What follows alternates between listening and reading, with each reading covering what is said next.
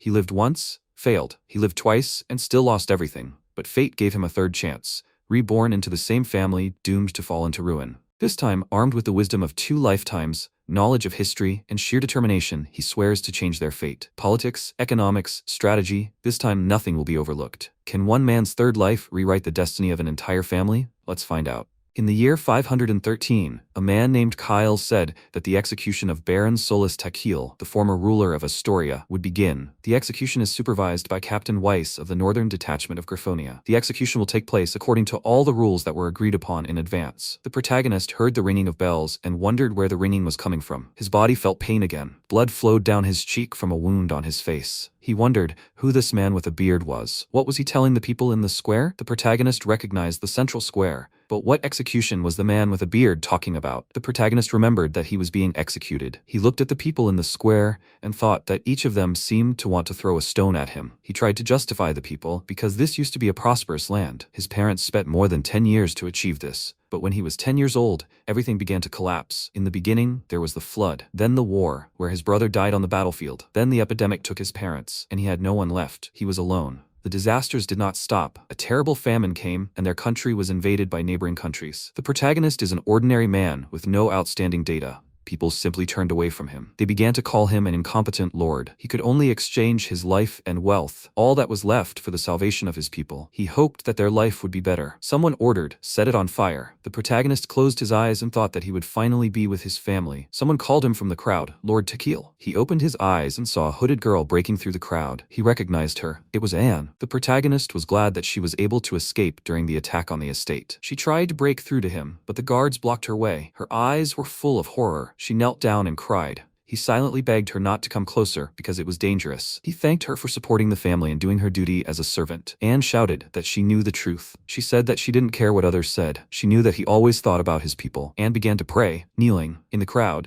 the protagonist saw other girls from his estate. They were all praying for him. They knew that he tried so hard for everyone that he himself ended up in bed. During the plague, he worked and helped the sick and was not afraid of getting infected. Every time the people faced another disaster, the master was the one who stood shoulder to shoulder with them. They all knew it. The protagonist was glad that Anne, Rose, and Claire, even in such a situation, prayed for him. The protagonist smiled and said that even now he was happy because he was not so popular with beautiful girls. The protagonist was very surprised when he saw that the people in the square began to pray for him. Suddenly, he was blinded by the light. The protagonist thought that these were hallucinations due to the smoke. The protagonist mentally thanked the people and asked them for forgiveness for being a bad leader. The protagonist heard a voice that said that MC had fulfilled the conditions for acquiring a skill, and now he will receive space and time magic, as well as territory assessment skills. The protagonist asked, "Isn't it too late? At such a time? What is the meaning of this?" The fire was burning his body. The voice said that skills are received by rulers so that they can bless their lands. Skills affect the qualities of rulers and lords. The protagonist repeated that it was too late now. Could this be a joke? He raised his head up and shouted that he did not need them. This is how his life ended. At least, it should have ended. The second reincarnation of Baron Solus. It was the year 493. A second son was born into the Baron's family. The protagonist opened his eyes and did not understand where he was. What happened to his body and voice? He saw his hand and realized that he had become a baby. If he understood correctly, then, at the moment of his death, he was transported in time using the magic of space and time. After reincarnation, all the information was collected in a book called The History of Baron Solus. Now he again found himself in the body of the newly born Baron. Before his death, he was transferred to another body, which means the previous vessel disappeared. The protagonist wanted to try bloodline magic, but he did not succeed. The voice of heaven asked him if the protagonist was sure what he wanted to launch. An answer was required, yes or no. The protagonist did not understand how to click on the word yes. The voice of heaven answered that the protagonist chose yes, and now the transmission of information through space and time will begin. The protagonist asked himself, was he reborn because of bloodline magic? If so, then he understood everything. This happened thanks to the prayers of people. Thanks to this, he will be able to see everyone again. Everyone who was near his mom and dad. The baby started crying. He understood that he was crying because he was a child. He was just a child. But he would see the faces of his family again. His mother took him in her arms and asked why he was crying. The protagonist could not believe his eyes. Was it his mother? When he was 16, his mother died during the plague. She was 35 then. She must be 19 now. She asked the baby that he was hungry, so it was time to eat. The protagonist was shocked that they would feed him now. He began to struggle and shake his head. Although he looked like a child, but inside he was already an old man. His mother asked, so he was not hungry? The protagonist thought that was not the case. He could not overcome the instincts of a child, and a feeling of guilt covered him. The protagonist wondered why he considered himself an old man. Something was wrong. When he was executed, he was 20 years old. The old man was still far away. He didn't understand anything. Different memories started appearing in his head. Work, computer, meetings, the city at night,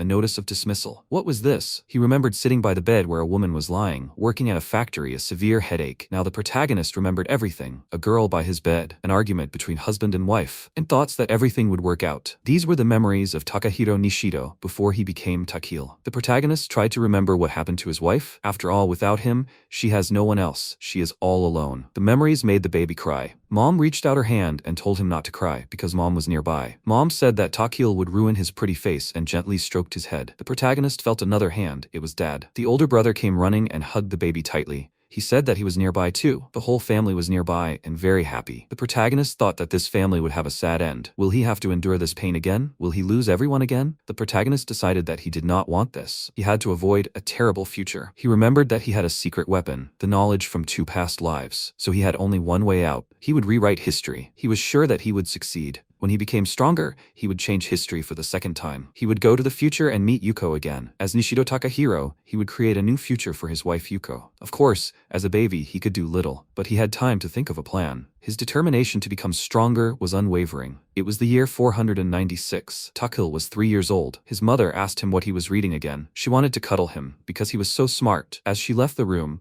she said that she had a lot of work today and asked him to behave well. The protagonist agreed. Now he can read books, even with the body of a child. In addition, he can look at the world from a different perspective. The level of development of this civilization is at the level of medieval Europe. These lands are ruled by Baron Solis, the father of the protagonist. The protagonist is in Astoria. These are decent lands with a lot of undeveloped land. The estate does not look rich, but it is quite large. Such estates can be seen in fantasy. There is magic in this world. Mages are a tool used by aristocrats. Mages are usually respected. The top has 2 main levers of pressure. This is bloodline magic and authority. Authority directly depends on how loyal the subjects are. People in territories receive various blessings in return. Bloodline magic is directly related to authority. In fact, this is magic that is available only to the family and is passed down by inheritance. The protagonist's reincarnation is a consequence of family magic. The story of Baron Solis is a blessing that appeared thanks to authority. The protagonist thought that it would be nice to read about the world in the form of a book. He decided that he would start with the 5 disasters. He could organize the information thanks to his memories. He had to decide what to do with the disasters. The Kyle era begins in the year 503. In this year, the Oleg River burst its banks and flooded the city of Gogora. Most of the fields were lost. The year 506, the protagonist's brother dies in a battle against the Empire, and the Baron's army suffers huge losses. The year 509, the plague killed his father, mother, and sister. 20% of the population was lost. The year 512, another 20% of the population was lost to famine. The year 513 fell under the onslaught of the Empire, and the protagonist was executed. Takil thought how difficult it would be. How could he stop everything? He grabbed his head and fell asleep. One of the maids told the mistress about the cute position Takil slept in. A small fact from the protagonist's life. Sometimes he fell asleep holding his head with his hands, and the maids and his mother were very happy about it. There was a whole mountain of problems. First, it was necessary to survive the flood. At the same time, collect information about the international situation and prepare for the invasion of Griffin. We must not forget about General Weiss, the invincible general who would lead the troops. The protagonist was afraid of him. There were 5 years left until the first disaster. The protagonist must find a way. He is sure that he can. That's what he thought at first. But 2 more years have passed, and he is already 5 years old, and he has not come up with anything. He calmed himself down and asked himself to pull himself together. There was no point in shouting. It was the year 498. The protagonist read a lot of books. In the year 499th, there would be a rich harvest. Prices would fall, which meant the family's income would also fall. The following year, the harvest would be poor. They would not be able to turn to the neighboring feudal lords because it would not lead to anything good. The protagonist tried to put everything together. He understood that he did not have time. He looked at the table of disasters and did not understand what the postscript knew was. He thought that he would spend all his resources even before the flood, and at this rate he would not have time to take any measures. It was important to solve the problems step by step. 5 new disasters plus the old one. These are a poor harvest, conflicts, war, and a flood. First, you need to deal with the small disasters. Considering that the protagonist was just a child then, he did not know many details. But fortunately for him, there was a book where everything was written down. Takil went to his mother and apologized for interfering with work. Mom asked what was the matter. The protagonist decided to take on what he could handle first. He knew that Mom was in work mode, and there were rumors that many professionals could not keep up with her. Takil said that he had a favor to ask. Mom replied that she was glad that he had turned to her. She asked what he needed. Takil said that he did not know if she could help him. but he had heard that the craftsmen of the estate were very skilled. Mom listened and was glad that she had such a cute son. The protagonist said that he would like to see the workshops. This was the only thing he could do now. Mom replied that he could rely on her. She replied with a smile that she would arrange everything. In a couple of days, with some conditions, the protagonist would go to the city. First, he wanted to understand what an aristocrat's duty was. The parents said that it would be something like a lesson. The protagonist agreed. The maid came up and apologized. He recognized her. It was Anne. Secondly, the maid Anne will go with him to the city. In the city, the protagonist was happy that there were a lot of people around. The city of Est is the largest city in the entire territory. It is located on the southern border of the kingdom of Kyle. The city is surrounded by walls, and in the center is a large square. In the city, there is a mansion of the Solis family. Mines, agriculture, and trade are the cornerstone. All roads lead to Est. There are always a lot of people here. Takil saw the sausages and shouted that it looked delicious. Anne pulled the young master up. The protagonist asked Anne what was it. Did she want to eat too? Anne remained silent. The shop owners were happy that the young master praised them. Takil thought that there would be a fuss because of him. He just wanted delicious food. He was someone who loved delicious food. The protagonist apologizes to the shop owners for the noise and asks Anne to leave. When they left, the customers rushed to buy up the goods of this butcher's shop. After that, they walked through the city for a long time and in silence. Each was thinking about something of their own. Anne was the daughter of the head maid of the Solis house.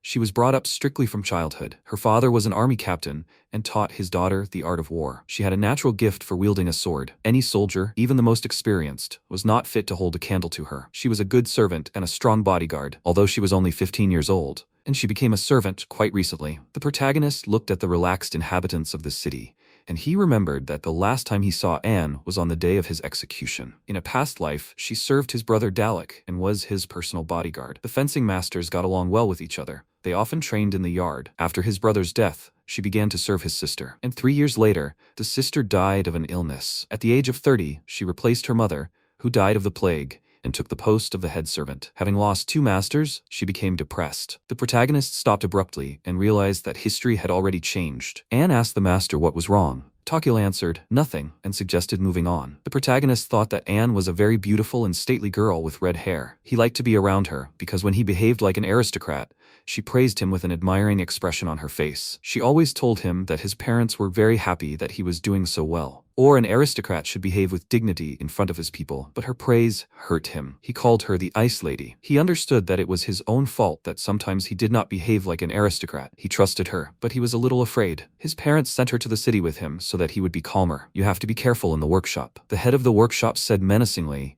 that the workshop was not a place for aristocrats. Takil thought that Gerd was huge. He introduced himself and said that he was the second son of the Baron and wanted to see the workshop. Gerd replied that the protagonist was interfering with their work. The protagonist laughed, but felt Anne's condemning gaze on him. Gerd took pity and said that everything was not so bad and they could inspect whatever they wanted. Takil thought about the fact that Anne was one of those who intimidated with her gaze. The protagonist slowly walked around the workshop building and carefully examined everything. He imagined himself as a pompous aristocrat who demands that the product be remade because he will not be able to sell it. He proudly asks how many times he must repeat the same thing. In reality, Anne told the young gentleman that the atmosphere in the workshop was tense, but Takil replied that he liked it here. He was just nostalgic. He asked Anne not to pay attention to these words. For him, this was a familiar company. He did not like it, but the memories came flooding back. The workshop leader thought that the young gentleman was not afraid of the atmosphere. What kind of aristocrat is he? The next day, Takil came to the workshop again. Gerd asked, is he here again? The workers hoped that the gentleman would be tired after one visit. The protagonist called Anne an ice lady, but she defended him. Takil thought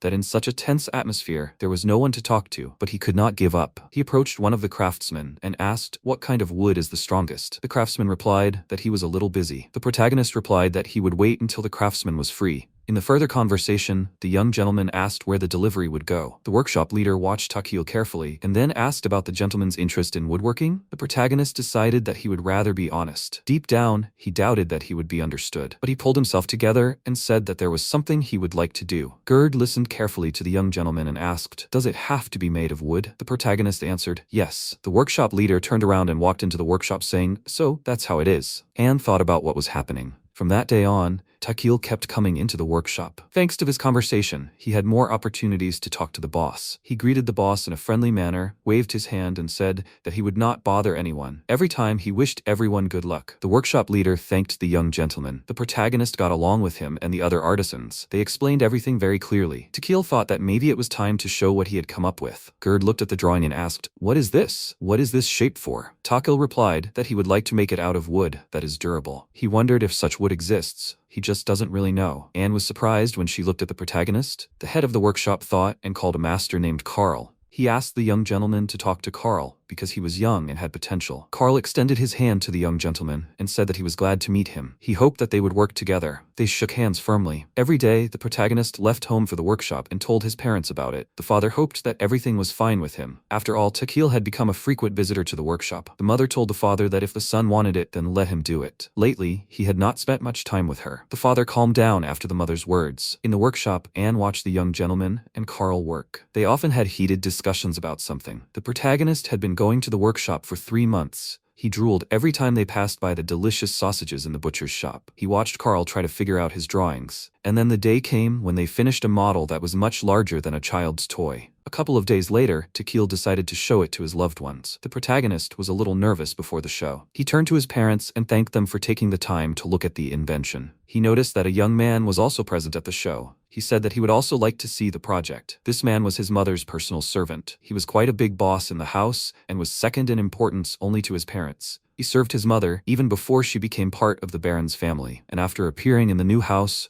he showed amazing skills. He was in his early 20s, but he had achieved a lot. Mom's assistant said that he would like to see the result of the young master's work. To be honest, in his past life, the protagonist did not like Raymond. When his parents were still alive, Takil asked Raymond to study some of his proposals. He looked through them completely and pointed out the shortcomings. It was very offensive for Takil. Raymond was tall, young, handsome, and talented. He was very popular with the girls. Even the maids looked at him, and the protagonist was not so popular, although there were a couple of infatuated girls. But in that situation, the protagonist was to blame himself. Now he was a little scared, but Raymond was a person who could be trusted. The protagonist reassured himself that he was an adult inside. Raymond's participation in the review was unexpected, but it was a great opportunity. Takil said that he was starting and asked Anne to remove the fabric from the invention.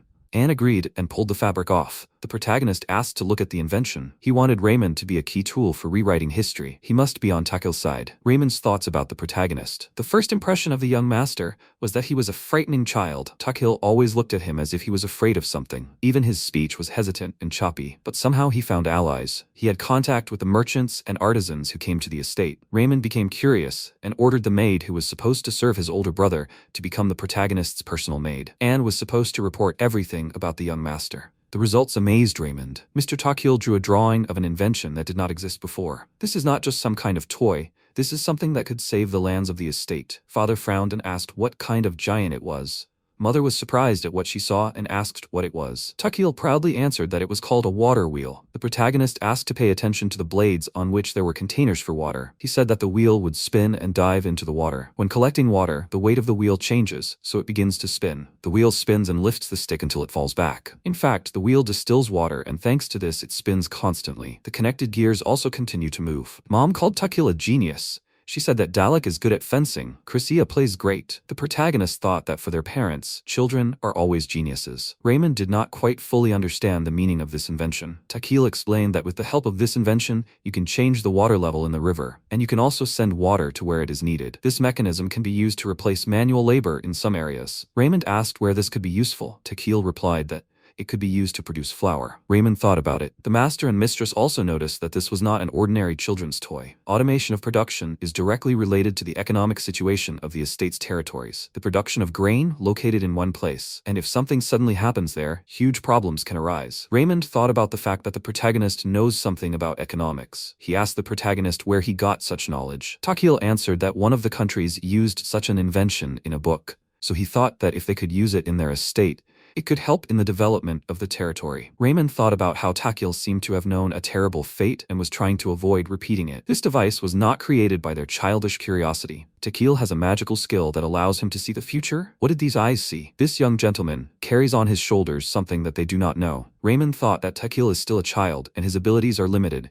and adults do not take children seriously, so it is his duty to support the young gentleman. Takil was very nervous and clenched his fists. Raymond said that he thinks that they should take this invention into service and use it everywhere right now. Father said that this is a good idea. Mother said that she will have to work a little more. The protagonist thanked Raymond for his support. Raymond replied, "You're welcome." Anne stood aside and was proud of the young master. With Raymond's support, production began the next day. The workshop received a mass order for the production of water wheels. In a few months, most of them will be ready. The protagonist's mother and Raymond are busy preparing the territory for installation. The father did not want to miss the opportunity to make money by producing flour. Takil was proud that the first arrow to change the future was fired. Step by step, he will overcome all 5 disasters. Some time passed, a couple of months before the big harvest. The table was groaning with a variety of ready-made dishes. The protagonist thought that with such food he would never lose. A couple of days ago, the introduction of water wheels went without any incidents. The development of new farmland began. The construction of watermills was also progressing successfully, but the protagonist was sure that he had to do something else. When the harvest is rich and the prices for it fall,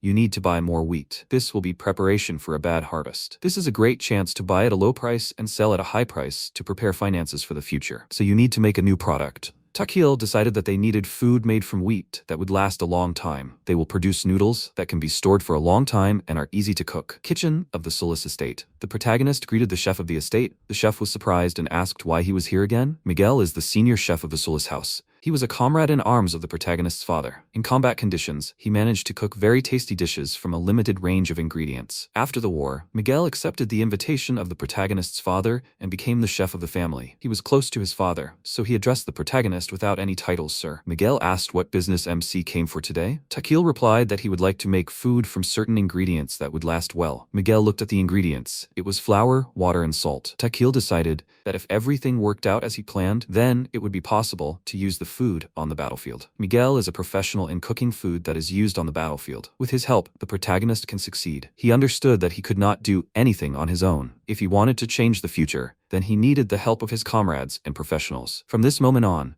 the time for trial and error began. They decided to try different recipes. Takil promised his parents that no ingredients would be wasted, so he ate all the unsuccessful attempts for breakfast, lunch, and dinner. And after a couple of weeks of suffering, everything worked out. They were able to make it before the big harvest. The protagonist mentally thanked Miguel. Takil tried the noodles and realized that something was missing. Maybe seasoning? There is no miso or soy sauce in this world yet. And the kingdom is completely landlocked, so seafood is not available. The protagonist was sure that something else was needed that could help in sales. It occurred to him that he could add noodles to the container. This would be the birth of instant noodles in another world. Takil remembered that a lot of bamboo grows here. To the south of Astoria, there are many monsters, and they are separated from people by a large bamboo forest. Bamboo multiplies very quickly if it is not controlled. This means that people who live near it cut bamboo almost every day. Low demand makes bamboo a very cheap material. Takil decided to start producing instant noodles. He cut a small hole in the bamboo stem and filled the container with noodles. Together with Miguel, they selected suitable seasonings, so all that remains is to pour water and heat it. It turned out to be a delicious noodle soup that smelled delicious. The protagonist wondered how to get the noodles out of the container. Miguel came to the rescue again, and the instant noodle project was successfully prepared.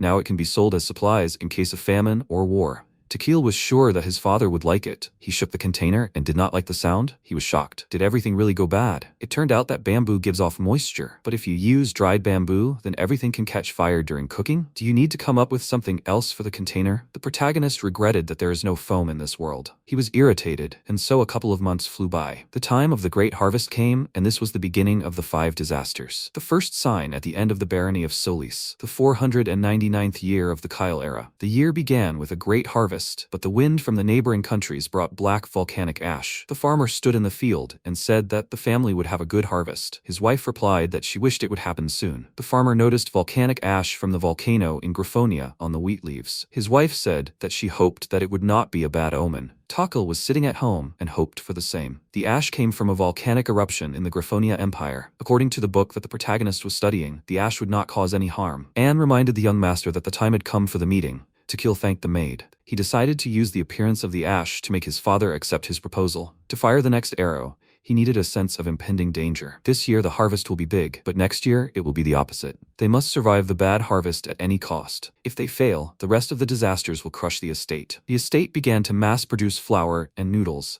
But this is not enough. In addition, there is no need to wait for help from neighboring countries or territories. The Solis barony has grown rapidly in the past few years, but their neighbors still did not accept them. The only territory friendly to them is the Cornell barony, but they will be busy with their own problems, and the Solace Barony will not be able to get help from them, especially when the war with Griffonia begins. They need to cope with the problems on their own. The conference room in the Solace estate. Tuckle was a little worried. A much more serious issue was being decided here than the presentation of the water wheel. Now a 6-year-old boy will interfere in the affairs of all the Solace territories. The abundance of the family's territories is the fruit of their parents' work. When the father received this territory, there were only small towns and villages. In addition, most of the territory was not cultivated. The protagonist's mother was an earth mage who specialized in assessing land and soil. The father owned the magic of space, spatial storage. This magic allows you to store a large number of any things in a pocket of space. The father used the harvest, as well as materials from the mines that the mother found, to trade personally. So the father earned money and invested everything in the development of his territory. Astoria was able to become a large enough territory to compete with its neighbors. The father always traded personally as a merchant, so other aristocrats nicknamed him the Merchant Baron, but he even liked it. The protagonist's parents are great people who have achieved everything in just one generation. But will they accept his offer? Takil congratulated his father on the fact that this year the estate expects a large harvest, and the people are very happy. Ote grabbed his head and said that,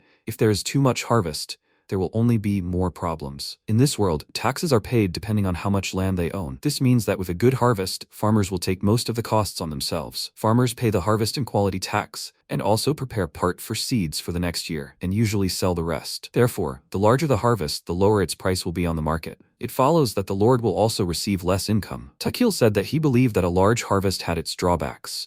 Therefore, he had 3 proposals that would avoid the problems associated with it. He handed his father a paper where everything was written down. The protagonist said that a large harvest was a great opportunity to implement 3 things. This would allow them to be prepared for potential threats. The father asked his son to explain what he had come up with and explain it in simple terms. He said the first was about noodles. If the price of wheat on the market fell, it would be a great opportunity to start producing food that would not spoil and could be sold when the price rose. He said that they were currently developing instant noodles that could be used on the battlefield. They could also pay farmers who earned little for producing noodles. The protagonist thought that this was a good start and continued. The second was a proposal to build barns in case of a poor harvest. They would buy part of the harvest from farmers at the normal price before the fall. They would also be able to reduce the amount of harvest on the market, which would slightly regulate the price and also allow farmers to make money. Raymond thought it was an interesting idea. He said that the farmers would get the same amount of money, and in case of a bad harvest, they would get it back. Plus, the people would be grateful, which would increase their loyalty to the Lord. The protagonist thanked Raymond for his support. Takil continued and said the third thing he wanted to talk about, the most important one. The appearance of ash indicates that a major eruption may occur. He read about it in books. The father repeated, a bad harvest. Takil answered, yes. He was sure that the harvest could suffer because of a major eruption. He believed that this year they should buy up grain at a low price. This was a great opportunity to prepare for a bad harvest.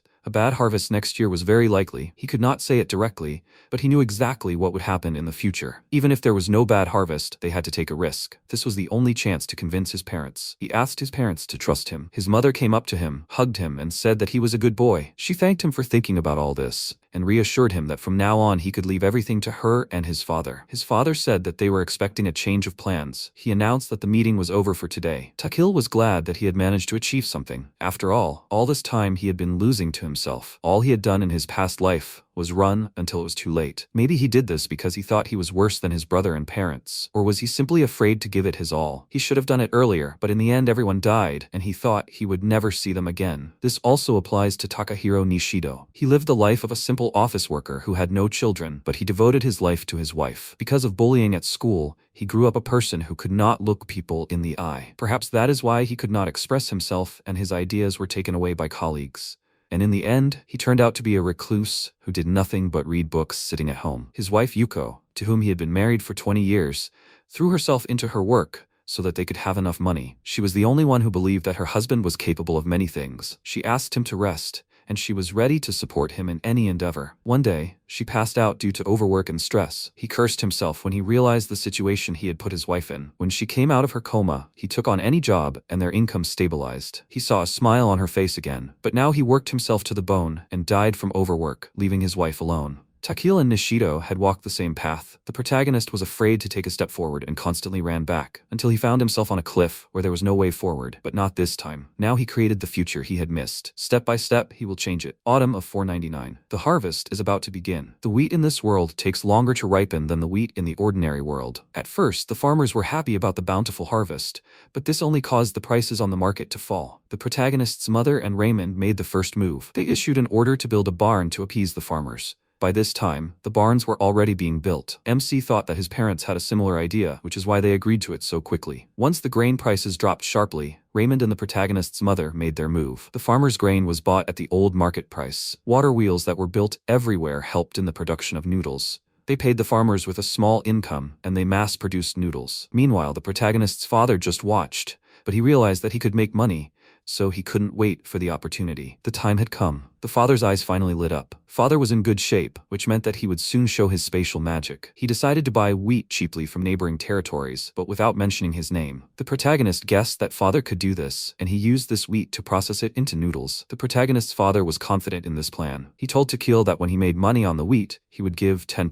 Takil was surprised, right? Father was proud of himself and thought that he was acting nobly. The protagonist was happy and repeated the scene from his favorite novel. He approached his father, ran his finger over his lips, and said what he promised him. Father was shocked. Only blue-haired maids should do such things. But father was happy when the grain prices in neighboring territories changed. It was as if he was in another world. He understood that he was doing this for his territory, so he often went out of town. Takil looked out the window and saw his father off. He thought the countryside sounded interesting. This was the perfect opportunity to fire his third arrow. He made a decision for himself. Takil approached his parents. They asked him about his desire to see the construction of the barn. His mother said that a lord's son had no business there. After all, he was only 6 years old. The protagonist said that he wanted to go. His mother asked him why. Takil said that he had made a proposal to build the barns, but he did not know how the people felt about these measures. Sooner or later, he would have to become a worthy assistant to his brother, so he wanted to hear the voice of the people in person. His father asked why now. Takil replied that the farmers might think that they were planning to make money from them, so he wanted to see how the people accepted the barns.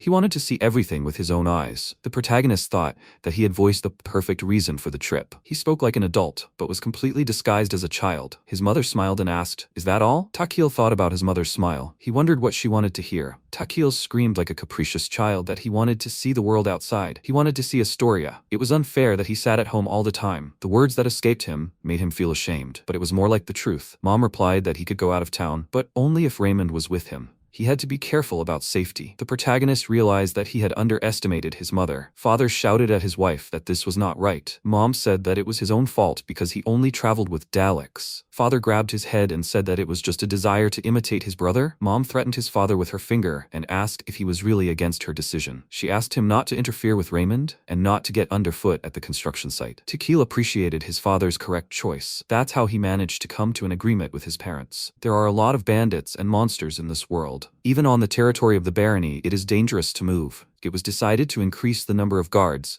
because someone could find out that the youngest son of the Baron had gone somewhere. The protagonist mentally apologized to the guards for adding work. He was allowed to visit 3 villages and 1 city, which were located near Est. The protagonist was glad that he was able to just go out of town. He waved to his parents through the window and said that he was leaving. The trip, under the guidance of Raymond, went smoothly. They stopped at a village by the river, where the protagonist diverged slightly from the orders to the local population about what is allowed and what is not. Takil was very afraid that Raymond would tell his parents about this, but Anne and Raymond will keep this secret. Takil noticed how Raymond winked at him. The protagonist asked Raymond for help with the third arrow. This is the final plan to defeat the disasters. It was the year 499, late autumn. Takil shouted for his parents to see what a gorgeous turnip crop there was. Parents were surprised. Father asked when Takil managed to become a farmer. Soon everyone will call the protagonist a barren farmer. He took an empty yard in the estate for a small vegetable garden. As a measure against the lack of food, he decided to grow turnips. They are also grown in this world, but for cattle feed. Turnips are tasty and healthy vegetables. There is a joke about turnips, about how a Chinese military leader grew turnips right in the camp. Takil asked Raymond to find out about the methods of growing them. It turned out that the best way is to grow them in the fields. Takil asked his father to find a merchant who could sell turnip seeds, but he had to put pressure on him through his mother. Miguel was busy creating recipes for delicious dishes. The protagonist's lunch and dinner consisted only of turnips. Takil collected all the information together, and it was planned to send the seeds to 10 different places in case of a bad harvest. And in his garden, the protagonist carried out experimental environmental cultivation. Anne said that the young master had dirt on his face and wiped it. Takil thanked Anne, but sometimes she scared him. He thought that the maid would count him out, but she often helped him. Sometimes the protagonist asked his brother if he wanted to help with the harvest, but Dalek replied that he didn't want to this time. Takil thought that digging in the ground and being dirty all the time was probably not what he needed. MC did everything he could and they were prepared for a bad harvest. The 500th year of the Kyle era, a sign of the fall. The volcano god Griffonia is furious. Black clouds filled with ash cover the kingdom of Kyle, which leads to drought and no harvest. The people begin to starve and discontent grows in the hearts of the people. Spring, the city of Essest. The boy looks out the window and asks his mother,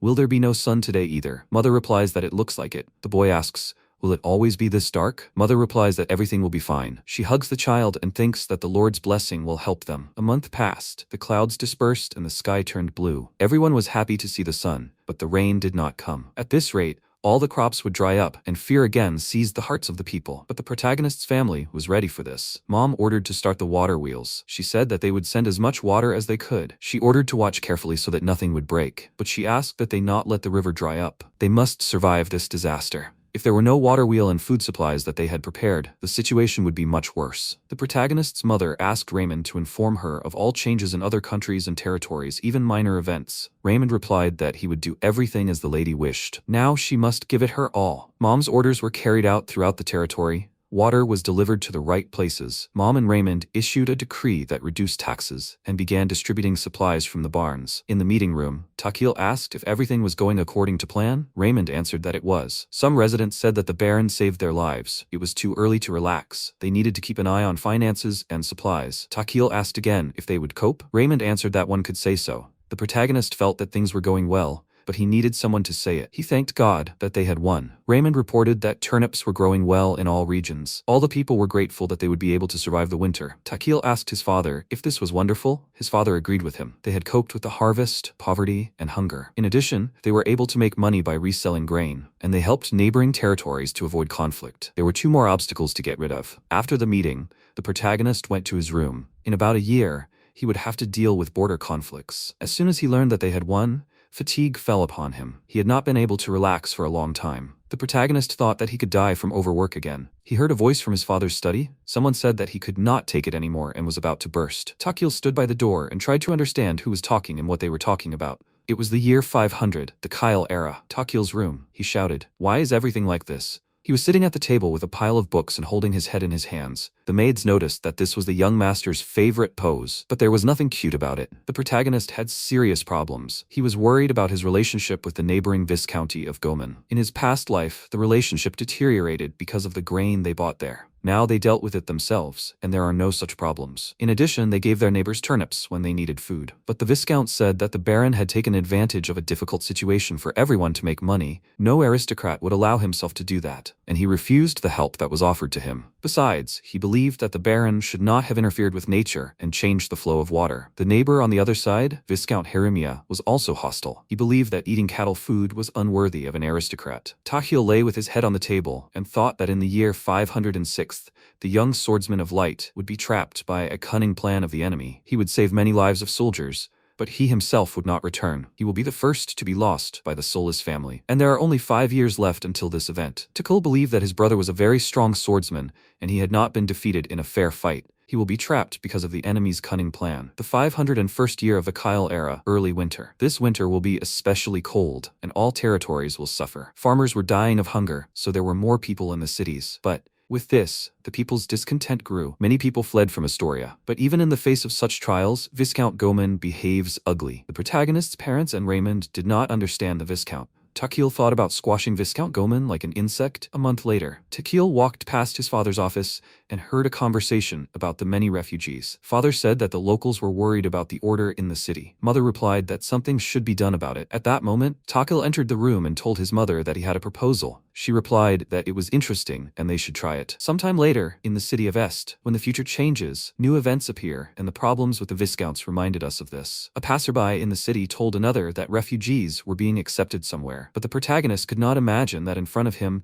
was Captain Weiss, the man he feared the most. Our main character character's name is Takil Solis. Right now he is in Astoria, a territory in the kingdom of Kyle, which belongs to his family. He is living his third life. His first life, where he is a Japanese office worker, Takahito Nishido, he became a recluse, caused trouble for his wife, and then died of overwork. His second life, where he is the second son of the Solis family named Takil. His family had to face many disasters, and they did not cope. Before his death, he gained an ability where spatial magic was activated, and so the third life began. He will change the future and protect his family, and then use magic again to change Yuko's life and make her happy. It was the 501st year of the Kyle era. The protagonist is 8 years old. He stretched and said that he was done with his homework. This is his third life, and during this time, he has mastered at least 15 years of aristocratic education. It is easier for him to do his homework in the morning. Takil took his jacket and ran up the stairs. Anne asked the young gentleman about him leaving again. The protagonist agreed. Anne said that she would go with him. She offered to take his jacket. The protagonist replied that it was not necessary. A Dalek jumped on him from around the corner and asked where his brother ran. Dalek Solis is the eldest son of the Solis family. He is 11 years old. He asked that the genius has already finished his homework. Takil agreed with his brother. The Dalek said that Takil was fine in everything and asked to leave something for him. The protagonist thought that at only 13, his brother would show how talented he was with a sword. At 14, he would have his first fight. At 16, he would make a name for himself, and the neighbors would start to fear him. In his past life, Dalek was much more useful than Takil, where he did nothing. The protagonist thought that if his brother followed the same path, he would die in battle, but he would not let that happen. Dalek asked his brother why he was looking at him like that. He ruffled his younger brother's hair and said that he was hiding something again. Takil shouted that it was not true. The protagonist ran and said that he would buy his brother something tasty on the way home. Refugee camp in the city of Est. Lots of people and everyone is walking around looking for something. Anne said that it had become much calmer here. Last year, the entire southern part of the kingdom suffered from the huge amount of ash caused by the volcanic eruption in Griffonia, which caused drought and crop failure. Water wheels appeared in the territory of Astoria, and the Solis family also learned how to make noodles. The neighboring territories could not cope with the poor harvest, and the refugees had nowhere to go, so they all came to the city of Est. Takil knew that if there were too many refugees, public order would suffer. In addition,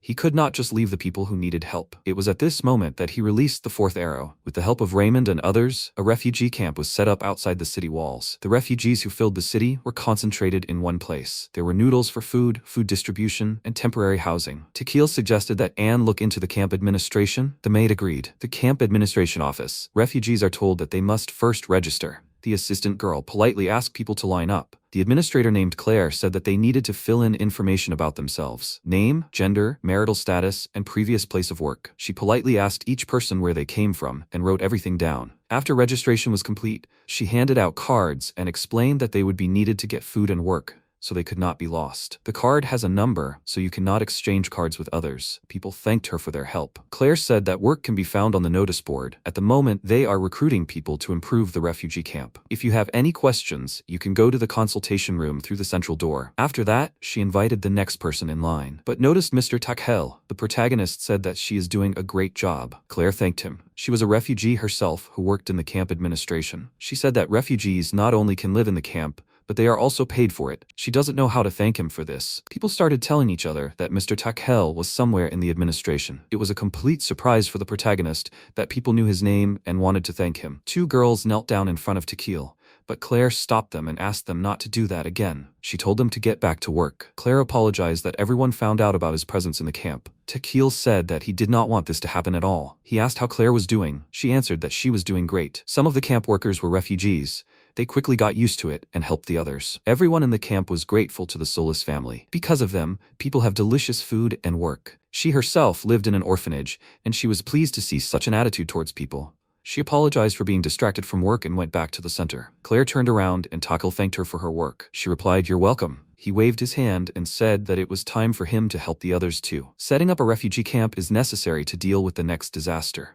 It requires many things, but not everything at once. Although in its basic form, Solis was able to set up the camp very quickly. Takil saw that the line of people was very long and shouted for them to get up to him. He himself recommended Claire for this position because she is good at this job. The cards for the refugees were made to order by Carl. This was thought of almost at the last moment, so the fourth arrow was fired. Of course, some things have changed. Anne was always there and became softer towards the protagonist, as was Raymond. Anne no longer scolded Takil and treated him with respect. Although he is much younger than her, the Ice Lady is gone. She has become an indispensable ally for the protagonist. In general, everything went according to plan and very smoothly. But recently, Solus received a message from Viscount Goman asking to send the refugees back. Many refugees fled from Harem and Goman, and Solus did not care where they were from. Now that they have received such a written request, they cannot provide work, food, and shelter to the people of Goman. But this is not the only problem. Refugees are not so simple either. Many people tell the truth, but someone can hide where he came from, and there is no way to check it, and there is no other way. So right now, a decision was made to continue working at the same pace. A few days later, Takil shouted for people to line up, especially if they are not from Astoria. He said that they will ask the name and where the person came from. Someone from the crowd turned to the young master for help. Takil looked around and saw a crowd of men. One of the men said that they were mercenaries of Viscount Goman. He asked if they could get food. The protagonist thought that this was an honest answer and should be answered there and then. He asked the men about them being former mercenaries of Viscount Goman. The man said that Goman broke the contract and got rid of them because he did not want to waste food. The protagonist replied that there was no problem. He sympathized with the men's hard times and suggested registering at the stock. Then they could get food. They just needed to line up and register one by one. The man thanked him for the information and said that he would owe the protagonist. A couple of hours later, Takil was helping in the kitchen with the dishes. The man in the cloak approached the MC and said that at the counter, they told him that this boy was the son of a local lord, and that this whole camp was his idea. Takil smiled and replied that it was no wonder the man didn't get it. They always got mad at him because he didn't look like an aristocrat. The man confirmed what the people had said. The man knelt down in front of Takil and apologized for not being polite enough. He said that the whole system with the camp was amazing. The man said that his name was Weiss Schwarzfalk. The protagonist introduced himself in response. He said that he was the second son of the Solus family and was very pleased to meet him. Weiss thanked Takil on behalf of the 30 mercenaries. He said that he looked young, but he was the leader of the double-headed hawk mercenaries. Takil smiled and said that one should be surprised at how young he was, and the name Weiss Schwarzfalk kept running through his head. Weiss said that they couldn't get help from those they served, and they weren't even given food. The protagonist couldn't remember where he heard the name Weiss. Weiss said that they entered the territory of Astoria to go through it and find a new employer in Griffonia. Takil had an epiphany. He dropped the basket with clean dishes from shock. He remembered that the two-headed hawk of the Griffonia Empire, the commander of the Northern Army, General Weiss, that in 12 years he will be the one who will conquer Astoria. It was he who executed the protagonist. Weiss was surprised and asked Takil that he was probably tired. He picked up the fallen dishes from the ground. The protagonist replied that he was fine and thanked him for his help. The memories of the bearded man were already starting to fade. MC remembered only a bearded old man from the execution. At the time of the execution, he had a beard. Takil was not sure if it was him. Weiss said that if he and his squad can help with something, they are ready to repay the kindness. If they are needed, you just need to call. Takil silently begged Weiss not to head to Griffonia. He realized that an emergency had occurred. He had to think of what to do next. In the manor, Takil was pondering how to avoid death. Weiss was the invincible young general of Griffonia, the Black Hawk, the commander of the double-headed hawk army who fought on the southern front of the empire. He supported the third prince, so he became a key factor in his elevation to the throne. A brilliant tactician who had never lost. After the third prince became the emperor, he would begin an invasion of the kingdom. Takil plunged into his memories. How he went to the battlefield in the 513th year of the Kyle era. Then, he was 20 years old. He said that he would go along the shortest route to the southern front. Then he said that they were losing in terms of numbers, but he must fulfill his duty. There was an urgent report that a huge number of people were approaching from the demon lands. There were 5,000 more. Takil knew that there were 50,000 Imperials on one side, but where did the other 5,000 come from? Did Weiss secretly separate some troops to break through to the capital, thereby deceiving both the enemy and the ally? Then Takil decided to delay the troops so that the people could have time to evacuate. Then General Weiss accepted his surrender and guaranteed that the people would survive. And then the protagonist was executed, and they did not interact with each other anymore. Viscount Goman treated Weiss badly, so he swore allegiance to the Griffonian Empire. If Weiss goes to the Empire again, he will become a big threat in the future, especially considering how he was treated. The squad members were exhausted and suffering from hunger. Considering that they needed to somehow get to the Empire, not everyone would be able to survive. The protagonist thought about Weiss being treated badly, and then he lost his comrades, and now it became clear why he hated Astoria so much. It dawned on MC that it all started with Goman. This bad man constantly puts a spoke in the wheels of the protagonist. He speaks out against the protagonist's father about his actions. If he had treated the mercenaries normally, Astoria could have fought back. The protagonist tried to understand how he could stop this. He imagined a conversation with his father. The protagonist asked if they could hire mercenaries. After all, with their income, they could afford it. The father replied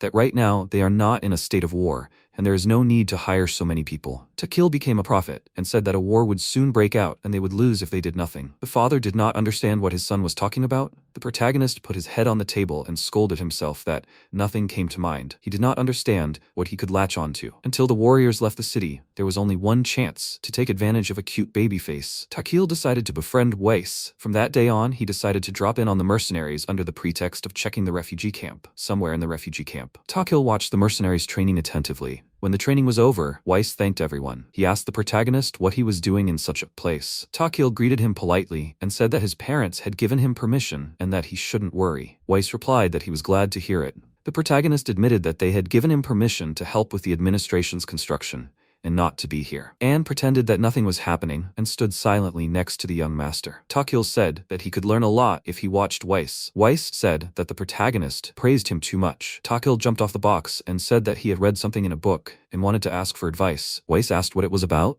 Takil said that the Kingdom of Kyle and the Griffin Empire have very strained relations, right? Could a war start because of this relationship? Weiss frowned and asked if the young master was really interested in this. He said that the empire was currently at war with another country, and there were rumors that there would be no full-fledged invasion for now. But he decided to go to the empire to find work for the squad there. The protagonist thought that everything was happening like in a past life. Weiss would earn a title by defeating the Sula County. Weiss said that if the invasion began right now, the troops in the Hasper Margravate would be able to hold the defense. There are strong soldiers there. In addition, there are well-fortified fortifications there. The protagonist asked, "Are you talking about the Southern Gate Fort?" Weiss agreed. He said that it would take a lot of people to break through it. In its current state, he would definitely not risk attacking the kingdom. And even if the Margravate is broken through, then other strong lords will meet further. And the Order of Imperial Knights currently has about 30,000 cavalrymen, who are considered the strongest warriors in this kingdom. Besides, how many supplies would it take to break through so many fortifications? It's too risky. Takil replied that Weiss had encouraged him. He picked up a stick from the ground and drew a diagram. He said that these were the mountains that were on the border, and here was the Southern Gate Fort. Anne looked at everything carefully. The protagonist said that this was the road to the capital, and it was hard to move along it because other nobles would get in the way, right? But they could avoid fighting the Margravate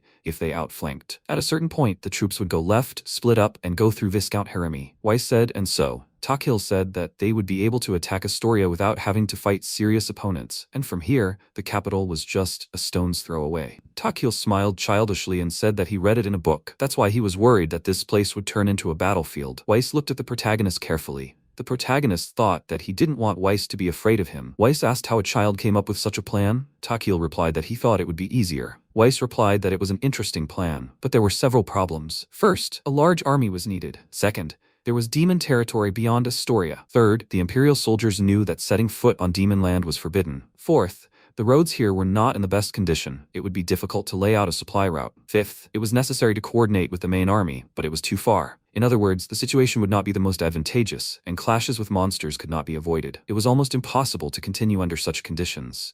Weiss was sure that it was not worth it. Takil listened and thought that in 12 years, Weiss would do just that. Weiss knows where he's going, and he knows the best route. The entire army was cavalry, so they made it through the demon lands pretty quickly. Weiss knew full well how dangerous the demons were, but with the Empire's knowledge, he was able to pull it off. Also, Astoria had improved the roads at the time, so that there would be no problem transporting food during the harvest season. Thanks to this, Weiss was able to achieve victory on his own terms. In their past life, they had failed to meet. This led to Weiss causing Takil's death. The protagonist smiled sweetly and asked, so he was worried for nothing? He apologized to Weiss if he had said something stupid. Weiss said that it was a very interesting idea. He added that if the Imperial army were to use this strategy, they would need a base behind them. After all, the Margraviate can catch up with them and strike them in the back, and that means defeat. Takil casually asked where Weiss would set up a base. Weiss thought about it and answered, Mount Tigun. Takil replied that he knew it. This place is close to the border, and the position there is advantageous. In addition, he heard that there is a settlement there where people make a living by hunting demons. Weiss said that this is where he wanted to go to get to the Empire. The protagonist remembered that this is how Weiss attacked Astoria. These conversations will lead nowhere. The protagonist needed the help of the best strategist he knows. Of course, it is Raymond. Takil apologized for taking up his time.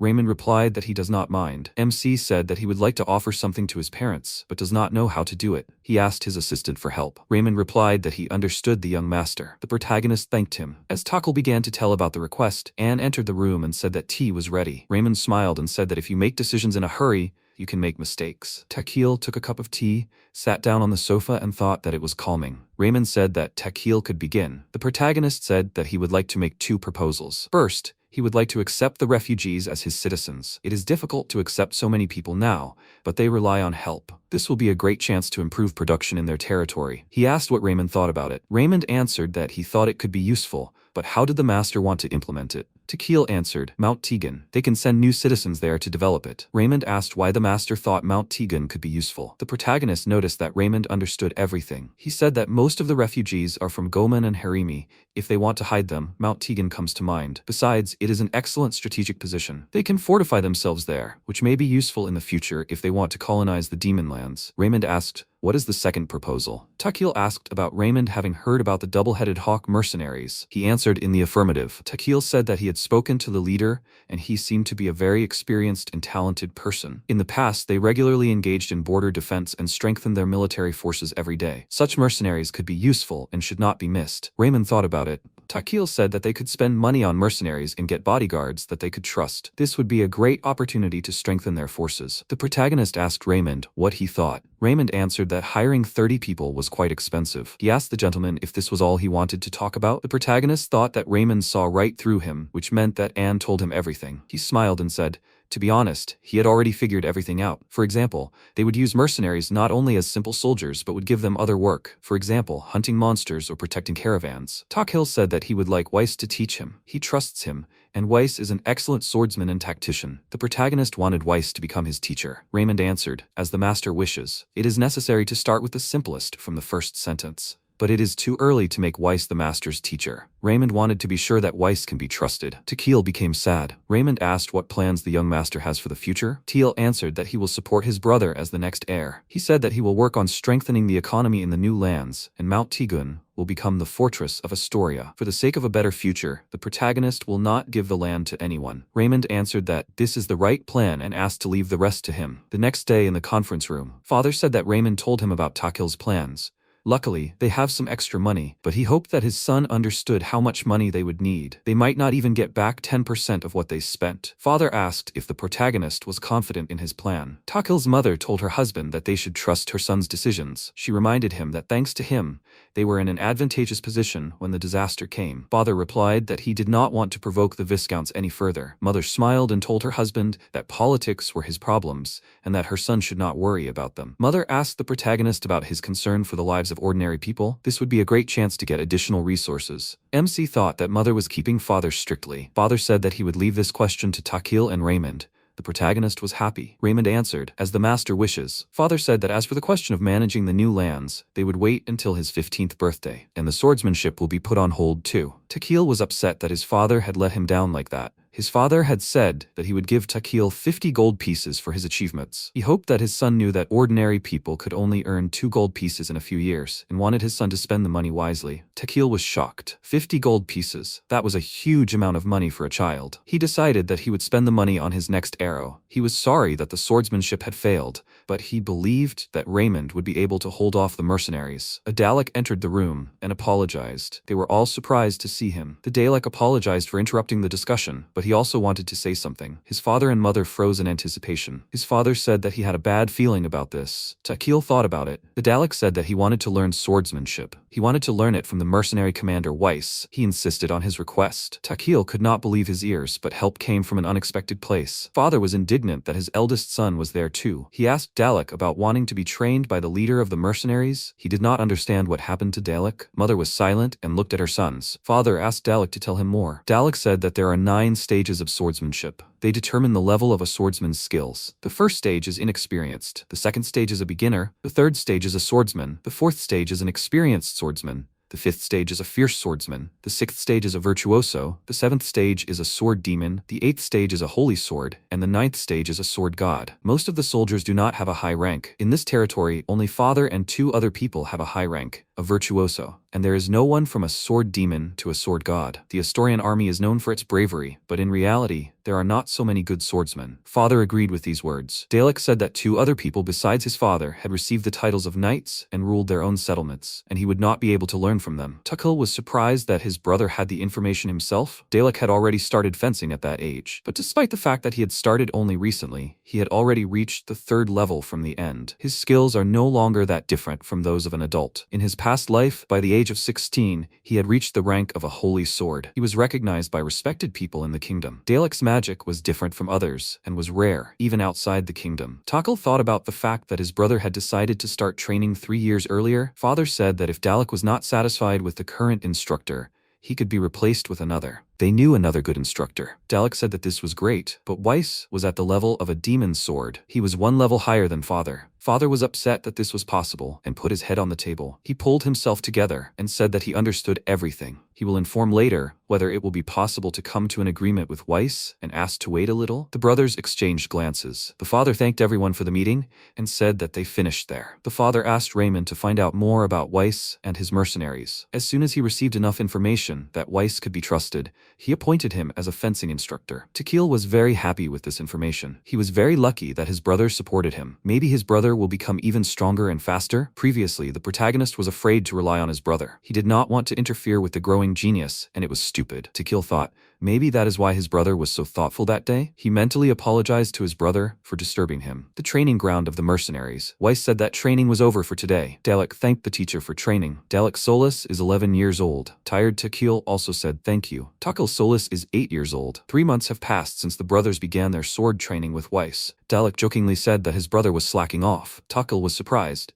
Where did his brother get so much strength? They trained 3 times a week, once on this ground and twice in the courtyard of the estate. Weiss turned out to be a strict teacher and a real demon, but Dalek adapted very easily and quickly adopted the skills. Takil asked about the fact that his brother is already a fierce swordsman. The protagonist couldn't believe how quickly he was learning there. No soldier could defeat him now. His father couldn't believe how much Dalek's skills had grown either. Dalek said it was all because Takil wanted Weiss to be a teacher. There was nothing to add. Unlike his brother, the protagonist was very weak, even for an 8-year-old. He couldn't get past the first level, and he studied with the same teacher as his brother. Takil sat in the shade of a tree after training and rested. Everything else, except for fencing, was going according to plan for the protagonist. They started sending refugees who had agreed to develop Mount Tigun. First, they planned to build more inns and shops there so that more hunters could stay there. It was a small thing, but it would be the beginning of something big. The protagonist wanted to build some kind of walls to create a fortified territory. The mercenaries also took part in the development. They were preparing for the campaign. In 6 months, they planned to send a group of builders, and full-fledged colonization would begin next year. Thanks to Raymond, everything went smoothly. The protagonist was glad that he decided to trust him. Weiss commands field missions, but first, he is busy with work and commands in the city of Est, hunting monsters, and only then trains the brothers. His mercenaries signed a contract for 2 years. Then, they planned to renew the contract once a year. The protagonist's thoughts were interrupted by the voice of the Dalek. He said that his brother had already rested and offered a little sparring. Takil politely refused. Dalek hinted that otherwise his brother would just stand in one place. Takil said that his brother would laugh at him. He asked for a little time. The Dalek said that his brother should not be capricious. The protagonist thought that in any case,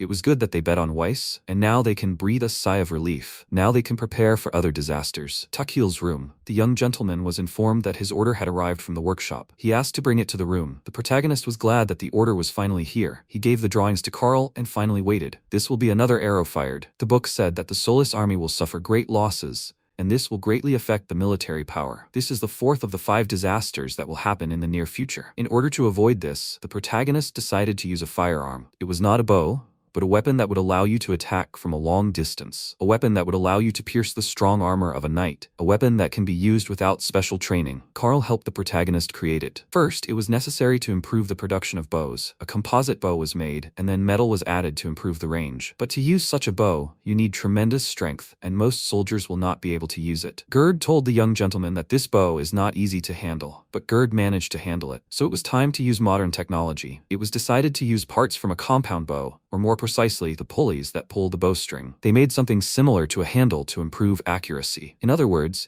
they made a crossbow with parts from a compound bow. The protagonist has been going to the workshop for 3 years now, and while the workshop was busy making water wheels, he was developing a prototype. He couldn't really do anything because he didn't know where or what to attach. The protagonist just wanted to protect his family. If it weren't for these feelings, he would have given up long ago. Takil invested gold coins that his father gave him in this invention. This allowed him to find better materials and improve the drawing. And now the moment has come that the prototype is ready. It was delivered straight from the workshop. Takil carefully opened the box and took out the weapon. This weapon does not require complex preparation. A beautiful and powerful crossbow, but so far in a single copy. There are already crossbows in this world, but not like these. Here they are not used so often, perhaps they lose in rate of fire to a bow. In history, crossbows had their weaknesses. When firearms first appeared in Japan, an eternal dispute arose, which is better, a Japanese bow or a firearm. In the Middle Ages, there was a similar dispute, which is better, a crossbow or a bow. Bows were also used in the Kingdom of Kyle, but this requires special training. Baron Solis has many soldiers working not only in the army, but also in civilian life. With this crossbow, all you need is to just aim and pull the trigger. The protagonist asked Raymond not to reveal details about the crossbow. Now he was ready to fire another arrow. 2 days later, at the mercenary training ground, Takil wished the teacher a good morning. Weiss asked what the young master brought with him.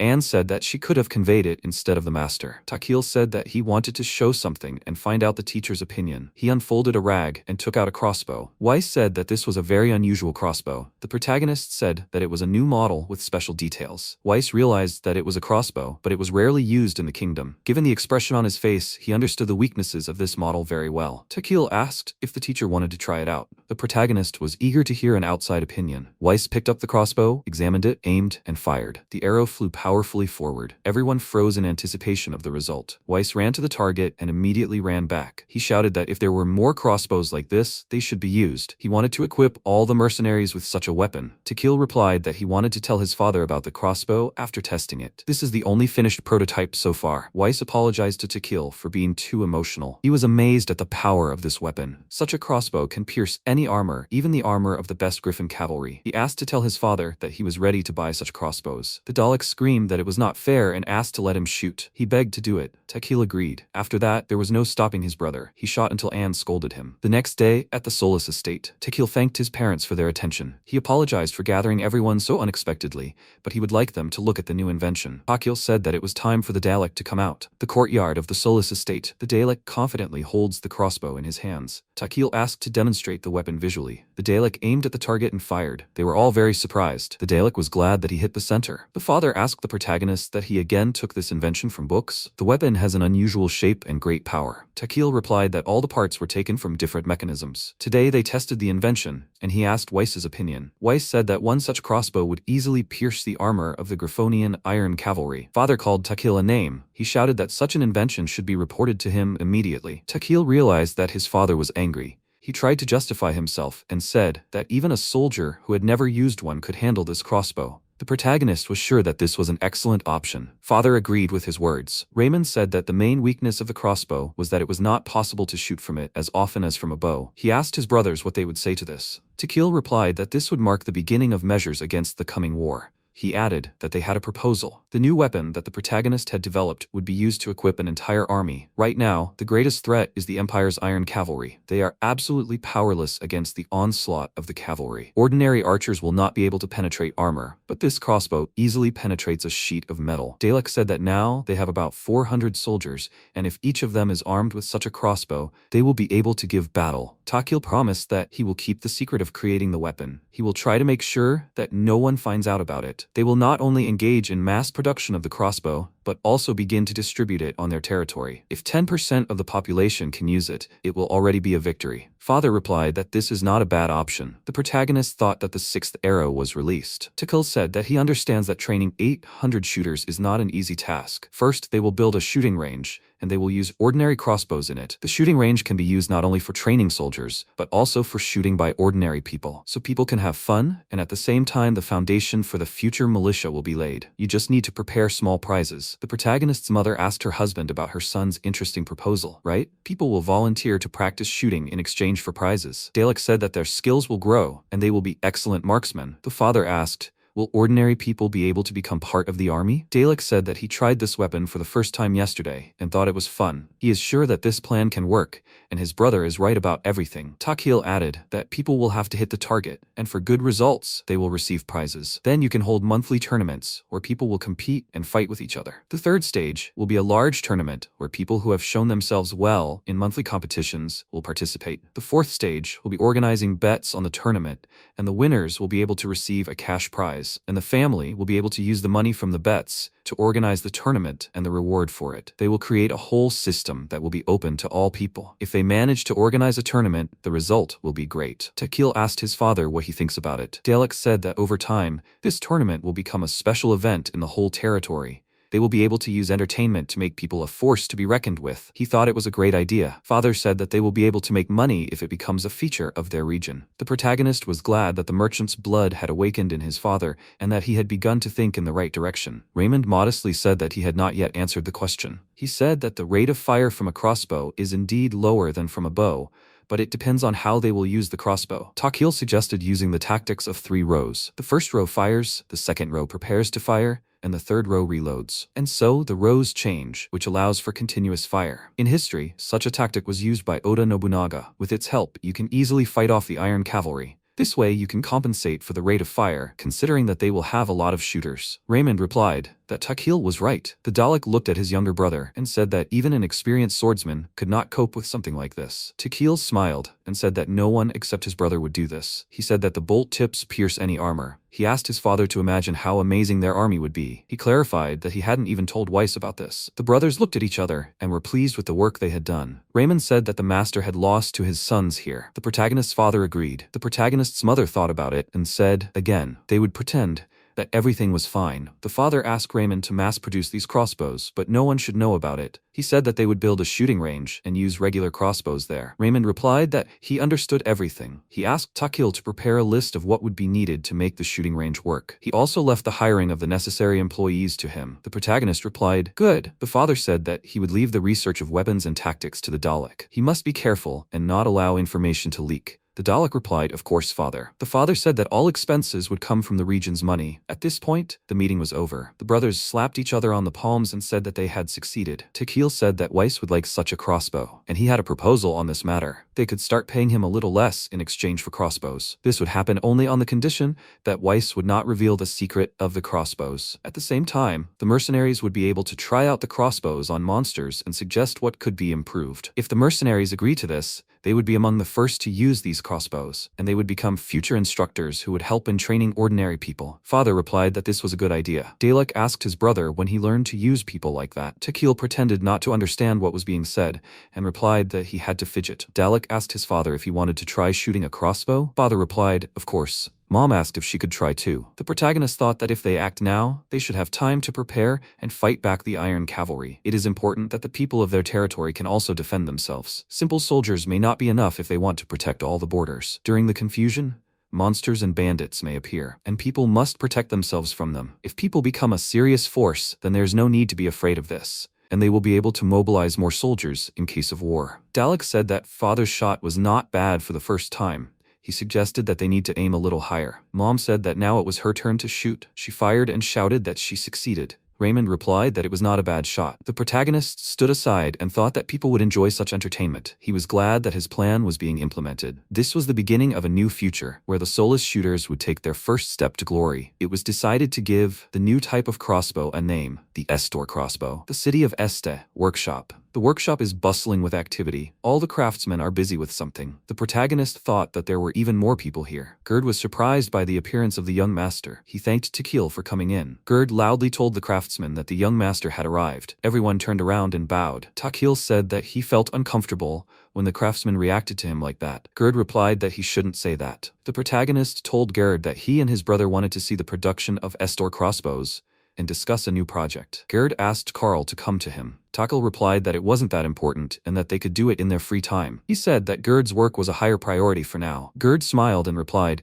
that you can't compare the production of watermills and crossbows. These productions are the young master's ideas, so listening to him is their job. There is another room inside the workshop. Gerd invited the protagonist to go into a separate room. Takil was surprised that there was another room in the workshop. It was a place where he could talk quietly and not disturb anyone. Carl asked what the question was. Takil asked to look at the plan. Gerd asked what it was. The protagonist replied that it was a crossbow that could fire more than once. This was not an urgent project, so he needed to focus on producing Estor crossbows. Gerd replied, "Okay." Takil explained where the bolts would be located in the crossbow, and that by pressing a certain lever, the crossbow could be reloaded. At the same time, the bowstring would be pulled up to fire. In fact, it is not known whether the Zhu crossbow actually existed. There were rumors that it was invented by Zhu Liang. This crossbow could solve the problem with the rate of fire, Takil suggested trying to make it. The protagonist had many hobbies in his past life, and his passion for the Three Kingdoms era is one of them. He dreamed of holding such a crossbow in his hands at least in this life. Carl said that he understood the drawing, but how to repeat it. Gerd told him not to be stupid and told him where and how to do it. Carl agreed and made his own proposal for production. Gerd shouted to the craftsmen to bring them tools and bolts. Takil tried to stop them and said that they could do this later. Now it was much more important to work on the Estor crossbows. He asked the craftsmen not to tell anyone about this. Gerd and Carl replied that they could be relied on. The protagonist decided to take a look at the production of Estor crossbows with his brother. It was decided to replace some parts with metal ones, so they were ordered from a blacksmith. The protagonist was confident that they would now be able to cope with the coming war and protect their borders. They should definitely have time to do everything. He was pleased that mass production was going well. Many crossbows were given to mercenaries. Weiss personally met with the protagonist's father to discuss all the conditions. The mercenaries learned how to use Estor crossbows perfectly, and according to the terms of the transfer of crossbows, they held lessons for soldiers. Next autumn, a war with their neighbors will begin,